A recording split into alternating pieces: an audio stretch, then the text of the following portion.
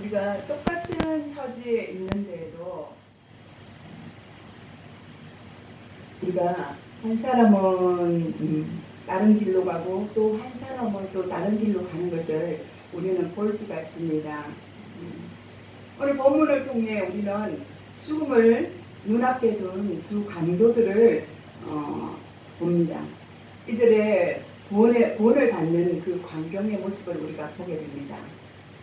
죄 없으신 예수님께서 골고다 언덕 십자가에 못 박혔을 때 그 좌우에는 평생 강도질을 하다가 사형언도를 받은 두 강도가 함께 십자가에 달려 있었습니다.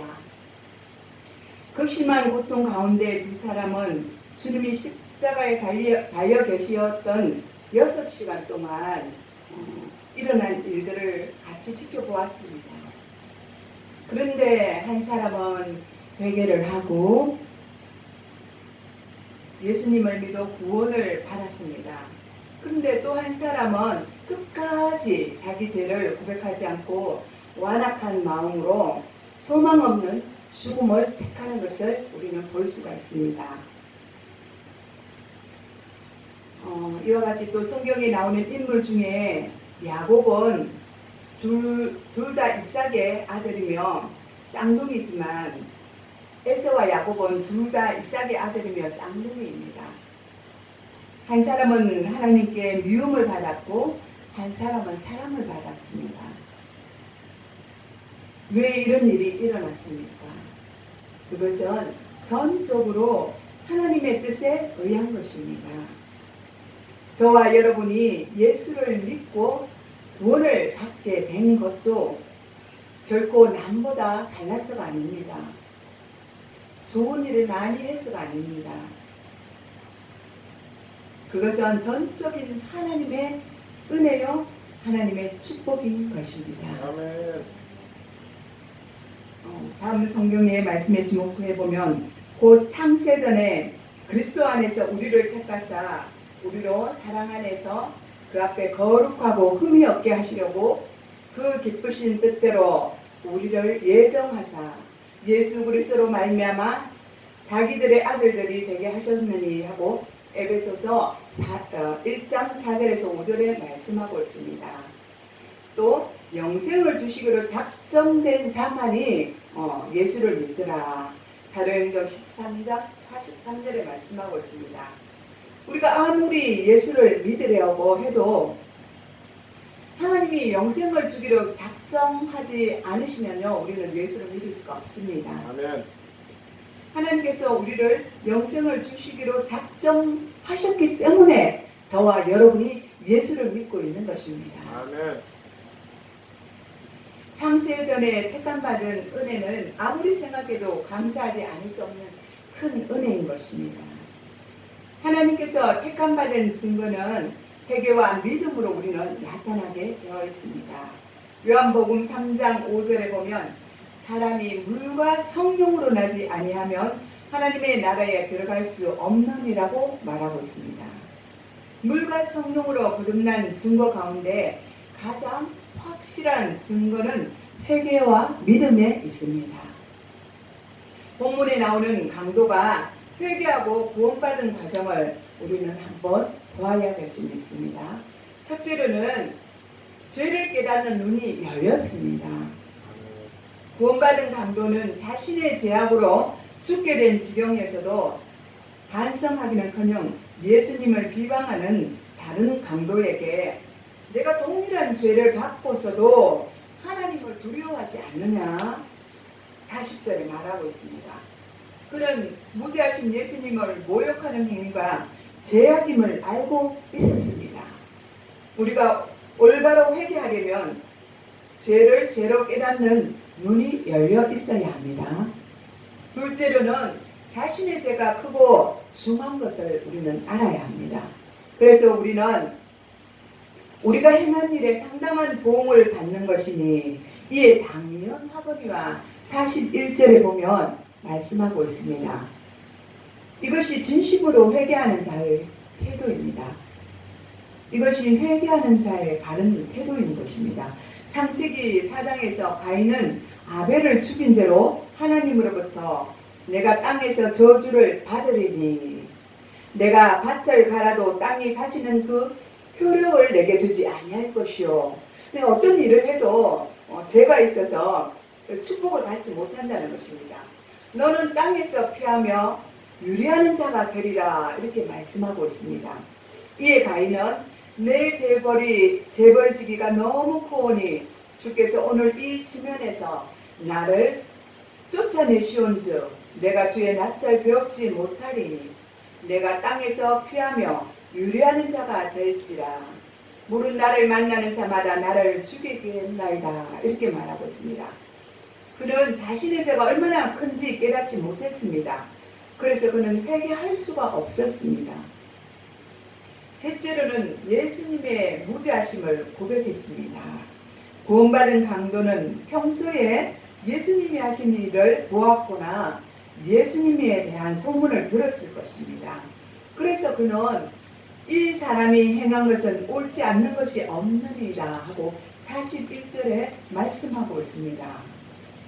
넷째로는 예수여 당신의 나라에 임할 때에 나를 기억하소서 하고 말했습니다. 이것은 참으로 위대한 신앙 고백이요 위대한 기도인 것입니다. 독일의 신학자 네스틀레에 의하면 강도의 이 기도는 단순하지만 매우 깊고 넓은 신조를 내포하고 있다고 말하고 있습니다. 그가 이런 기도를 할 수 있었던 이유는 다음과 같습니다. 우선 영원 불멸을 믿었기 때문입니다. 또 내세의 심판을 믿었기 때문입니다. 그 강도는 경건한 자와 회개한 자가 누리게 될 축복과 불경건한 자와 회개하지 아니한 자가 받을 심판을 믿었습니다. 하나님의 나라가 지금 십자가에 달려 추구하고 있는 예수님의 왕국임을 강도는 알고 있었습니다. 이 믿음 없이는 예수여 당신의 나라에 임할 때에 라고 이렇게 말할 수가 없습니다. 강도가 이렇게 기도할 수 있었던 이유는 또 있었습니다. 하나님 나라가 이 세상보다 더 좋은 곳임을 믿고 사모했기 때문입니다. 예수님 앞에 회개하기만 하면 예수님께서 받아주실 것임을 믿었기 때문입니다. 주님 나라의 열쇠는 오직 예수님께 있음을 구원은 오직 예수님께 있음을 우리 믿어야 합니다. 네스틀레는 예수님의 좌우편에 있던 두 강도 중 한 명은 회개하고 한 명은 회개하지 않았는데 이것은 장차 심판날에 양과 염소가 구별되듯 모든 민족이 구별될 것을 상징하는 것이라고 덧붙여서 말하고 있습니다. 주님 앞에 어떻게 회개하느냐 하는 것은 중요한 문제입니다. 하나님 앞에 상달되는 회개는 열매를 맺는다는 사실을 기억하시기 바랍니다. 세례 요한은 요단강에서 세례를 베풀 때 다음같이 경고하였습니다. 그러므로 회개에 합당한 열매를 맺고 속으로 아브라함이 우리 조상이라고 생각하지 말라. 내가 너희에게 이르노니 하나님이 능히 이 돌들로 아브라함의 자손이 되게 하시리라. 이미 도끼가 나무 위에 놓였으니 좋은 열매를 맺지 아니하는 나무마다 찍어 불에 던져지리라. 마태복음 3장 8절에서 10절에 이렇게 말씀하고 있습니다. 저와 여러분은 회개에 합당한 열매를 맺는 사람이 될 줄 믿습니다. 행함이 아닌 오직 믿음으로 구원을 받지만 회개의 열매가 없는 믿음은 참된 믿음이 아닌 것입니다. 이런 이유로 예수님은 회개하라 천국이 가까웠느니라 이렇게 말씀하셨습니다. 오늘날 많은 사람들이 회개의 열매도 없이 그저 예수님만 믿으며 구원받을 것이라고 우리는 착각하고 있습니다. 이것은 스스로 속는 것입니다. 회개 없이는 구원도 없는 것입니다. 하나님 앞에 회개하면 용서받지 못할 죄인이 없습니다. 회개는 죄상받는 유일한 길입니다. 예수님께서 회개하는 강도에게 구원의 길을 열어주신 것은 어떤 죄인이라도 회개하면 구원받는다는 사실을 우리에게 보여주시기 위해서입니다. 주님은 십자가 위에서 예수님을 위해 아버지 저들을 용서하여 주시옵소서. 자기들이 하는 것을 알지 못함이나이다. 누가복음 23장 34절에 말씀하고 있습니다. 중보기도 하신 예수님에게 우리를 위해서 중보하신 예수님께 우리도 이와 같이 고백을 해야 합니다. 누구인들 용서하지 않으시겠습니까? 예수님이 이만큼 사랑이 많으신 분이십니다. 우리가 고백하기만 하면, 예수님께 회개하기만 하면 예수님은 이와 같이 우리를 용서하여 주시는 분이십니다. 예수님은 은 30에 팔려 넘긴 가룟 유다도 아닌 그보다 더한 죄인이라도 회개하기만 하면 용서하여 주십니다. 예수님은 의인을 부르기 위해서 오신 것이 아니라 죄인을 불러 구원하기 위해 낮고 낮은 이 땅에 오신 것입니다. 예수님 앞에 회개하는 강도는 하나님의 전적인 은혜로 구원을 받았습니다. 평소에 착한 일을 하지도 않았고 세례를 받거나 성찬 예식에 참여하지도 않았습니다. 오히려 남의 것을 빼앗고 소중한 생명을 빼앗는 죄를 범했음에도 회개함으로 구원을 받았습니다. 여기서 우리는 구원의 길은 오직 하나님을 다시금 깨닫게 하는 것입니다. 그 길은 선을 행하거나 세례를 받거나 성찬에 참여하는 것이 아닙니다. 오직 주님을 믿고 회개하는 것입니다. 예수님은 당신의 나라에 임할 때 나를 기억하소서라는 강도의 말에 내가 진실로 내게 이르노니 오늘 내가 나와 함께 낙원에 있으리라. 오늘 43절에 말씀하고 있습니다. 주님은 즉시 응답해 주셨습니다. 여기서 우리는 오늘이란 말과 낙원에 있으리라는 말에 우리는 유의해야 합니다. 예수 믿는 자는 죽는 순간 그 영혼이 낙원으로 간다는 사실은 우리는 알 수가 있습니다. 이 세상에서 눈을 감는 순간 그 영혼은 낙원에서 눈을 뜨는 것입니다. 사람은 누구나 죽으면 육신은 흙으로 돌아갑니다. 그런데 예수를 믿고 구원 얻은 성도들의 영혼은 낙원에서 편히 쉬고 있다가 주님께서 재림하실 때 영광스럽고 존귀하고 신령한 몸으로 부활하여 예수님을 맞이하게 됩니다. 할렐루야. 그때 땅 위에 살아있는 성도들은 신령한 몸으로 부활한 성도들을 보게 될 것입니다. 한편 예수를 믿으나 회개하지 않고 죽은 사람들의 영혼은 음부에서 슬피 울며 이를 갈다가 천년왕국이 지난 후 마지막 백보자 심판 때에 부활하여서 심판을 받고 영원한 지옥에 들어가게 되어 있습니다. 저와 여러분은 이 세상을 떠나면 바로 낙원에 가게 되어 있습니다.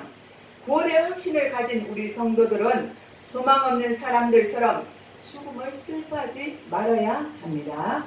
우리가 먼저 떠난 성도들을 생각하며 울며 슬퍼하고 있을 때 그들은 낙원에서 깨어나 기뻐하고 즐거워하고 있습니다. 죽음은 엄숙한 시간이며 누구도 피할 수 없습니다. 죽음에는 순서도 없고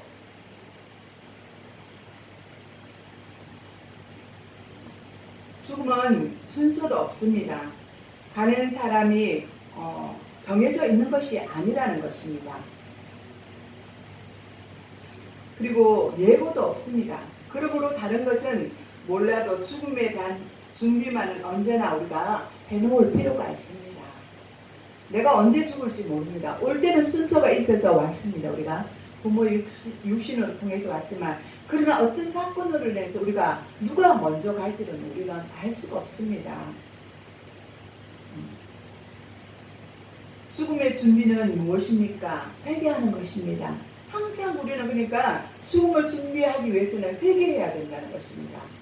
잠을 자기 직전에도 우리가 무엇을 하거나 어떤 행동을 할지라도 항상 주님 앞에 내가 잘못된 모습으로 있지는 않는지 점검을 해야 합니다. 그래서 주님, 제가 혹시나 주님 앞에 잘못한 것이 있습니까? 용서해 주십시오. 이렇게 뒤를 돌아보면서 회개를 해야 된다는 것입니다. 죽음의 준비는 무엇입니까? 회개하는 것입니다. 진정한 회개는 하나님을 기쁘시게 하고 구원의 축복을 받는 가장 보배로운 행위인 것입니다. 성도 여러분, 죄많은 우리를 불러주시고 믿음으로 하나님의 자녀가 되게 하여 주신 하나님의 은혜에 감사하며 살기로 결단하시기 바랍니다. 회개의 열매를 맺으며 살기로 결단하시기 바랍니다. 언제 올지 모르는 죽음을 두려움 없이 담대하게 맞을 수 있는 비결은 우리가 평소에 철저히 회개하는 것입니다. 내가 오늘 죽어도 여한 없이 주님 앞에 주님 품에 안길 수 있도록 우리가 회개를 하는 것입니다. 다시 강조하지만 구원은 세례를 받음이나 다른 선행으로 얻는 것이 아닙니다. 그런 것들도 중요합니다. 그러나 오직 믿음으로 얻는 것이 중요한 것입니다. 그 믿음은 모든 죄를 회개한 믿음이 있어야만 우리가 주님 앞에 온전히 안길 수가 있는 것입니다. 여러분 꼭 기억하십시오. 항상 회개하고 깨어서 기도하고 주님을 맞이하는 그런 여러분 되시기를 축복합니다. 기도하겠습니다. 사랑이 많으신 하나님 아버지, 감사와 영광을 올려드립니다. 오늘 아버지 하나님, 두 아버지의 행악자를 바라봅니다. 한 사람은 십자가에 달려서 회개하며 주님께 나아갔지만 한 사람은 끝까지 회개하지 않고 아버지 하나님 지옥불에 떨어지는 것을 우리가 볼 수가 있습니다.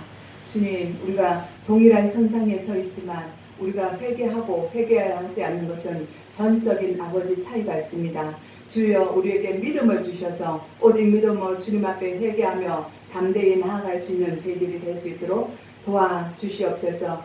그래서 주님의 나라에 임하실 때 주님이 우리를 기억할 수 있도록 도와주시옵기를 원합니다.